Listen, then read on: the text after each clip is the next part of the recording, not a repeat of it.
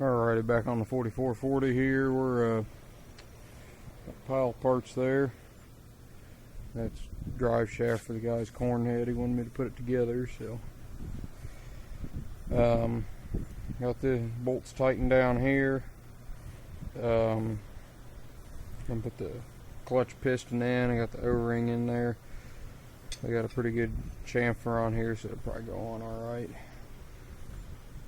Had to order a couple more parts, so I can't do a whole lot today, but I wanted to get, corn's coming along so fast around here, I wanted to hurry up and get stuff at least laying here and kind of maybe get it back together. Kind of going back and forth between this and the lift.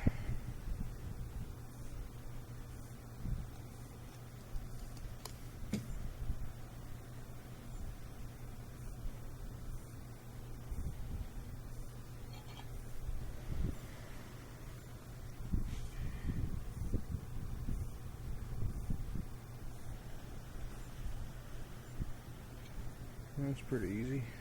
Still looks alright.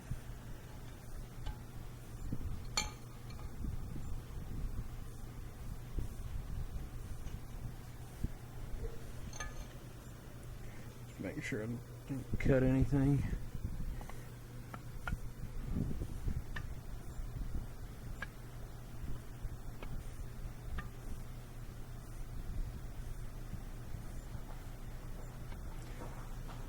See that is. Alrighty, got that assembled there. Grandpa stopped by. I got a new, obviously new bearing races, new little flat needle bearings that go in there. This is the PTO piston. This is the traction clutch piston and bearing, and then bearing here for the PTO. And got that new little lock tangs all bent down. That's a new piece too. All that's new. And then it's got this alignment tab here that goes up. It goes on the top side on the clutch piston.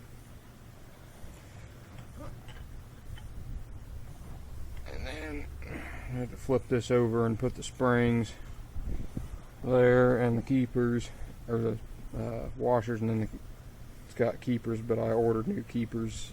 Didn't order them at the same time. Got thinking about it.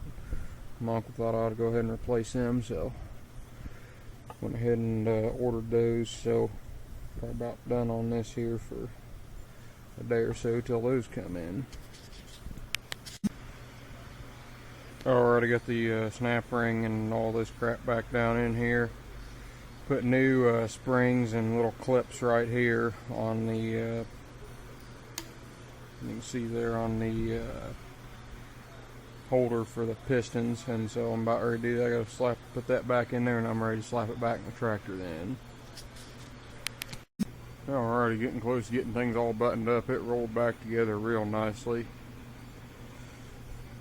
Change the rear end oil while we're at it here before I start it up.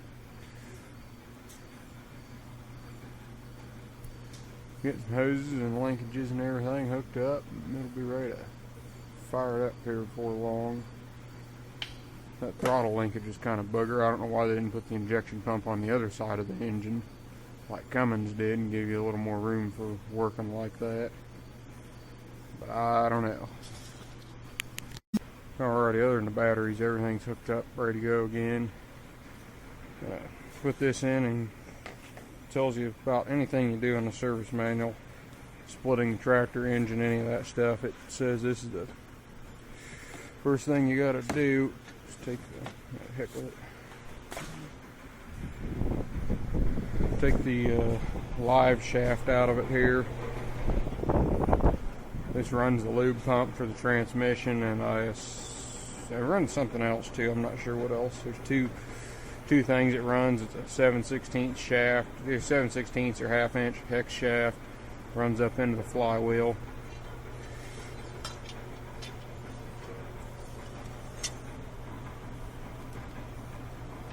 Come on.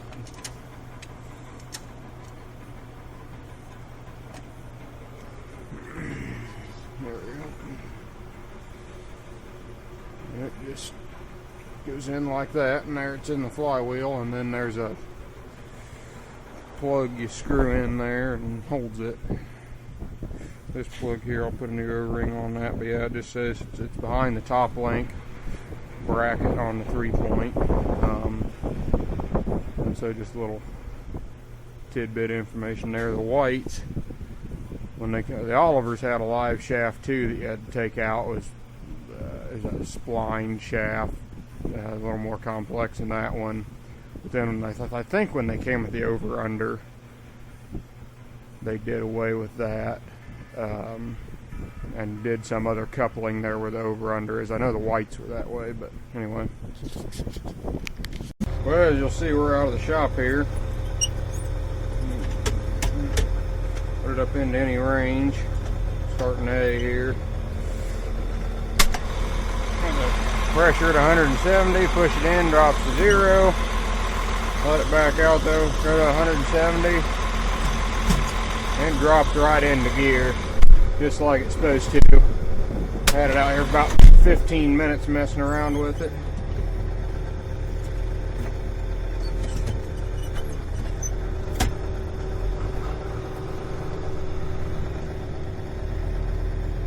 Everything looks good so far. PTO works, all that stuff.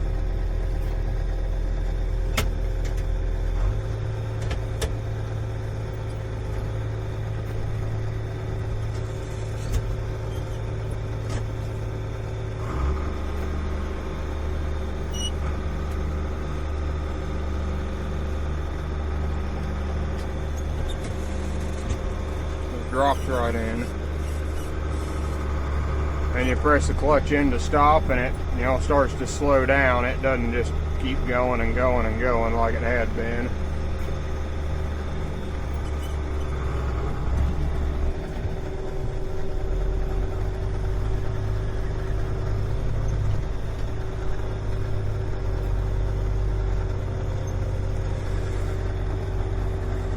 So I'm going to wash it off here while I got the hood off of it, clean all that up for him. Got all the oil off the spots where it took the hoses off and whatnot. You got oil everywhere. I want to power wash it off. Kind of gives new light to power washing stuff. We bought another piece of equipment here recently. You'll see it this fall.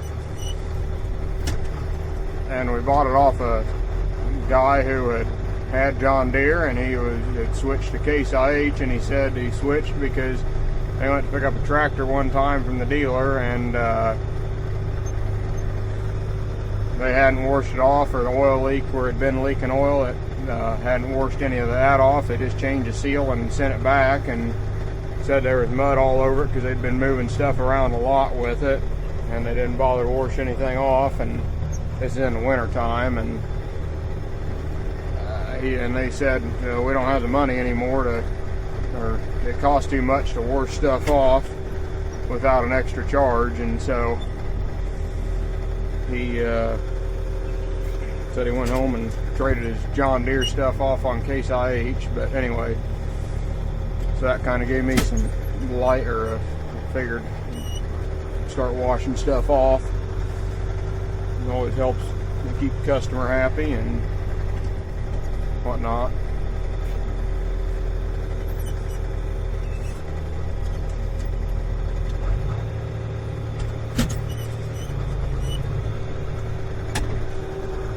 But there will be another piece of equipment running in the field this fall, so yeah. But anyway, thanks for everyone watching the series and for ideas on it when I was still trying to figure out what the problem was. So that'll about do it here. Thanks for watching.